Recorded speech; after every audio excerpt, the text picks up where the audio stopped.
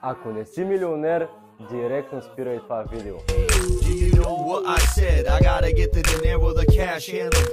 Сега след като станахме само милионери, какво да ви кажа? Отделна кухня, прекрасна маса за трапезария. Само да кажа какъв имот снимаме в момента. Това е пентхаус на 18-ти етаж в комплекс Корона в квартал Христомирненски, стока, която може би никога повече няма да излезе на пазара. Тук имаме дневната част, диванчето, зона за отдих, телевизор.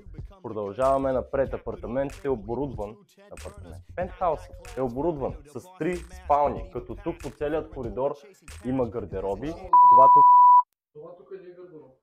Какво е? Това е от облото. Това тук е спалня номер 1. Да ти е кеф да спиш тук. Продължаваме към спалня номер 2. Бе, тук ще ти е кеф, ако спиш, да ти кажа. Много е добре даже.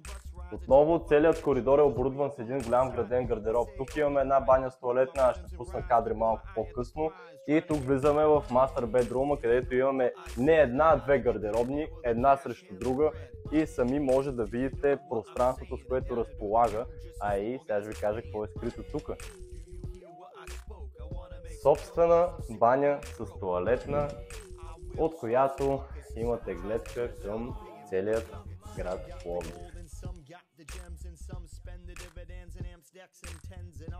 Тук никой няма да ви види какво правите, нали знаете? Всякакви неща могат да се случват и да си останат тук. Дали във ваната, дали под душа. Тя в туалетната вече чакаше извръщение, ако може. Продължаваме. Какво да видим? Аз вече се изгубих. Терасата е по цялото продължение на апартамента, като тук е отделена. Това ви е гледката към гребна база. После хората казват, в града нямало простор. Не е така, просто живеете в грешните имоти.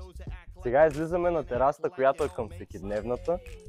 Съответно, тук гледаме на запад. Там може да видите Родопите. Общо взето имате 360 градусова панорамна гледка. Аз като един милионер бих го купил, ама реших да оставя и за другите хапи.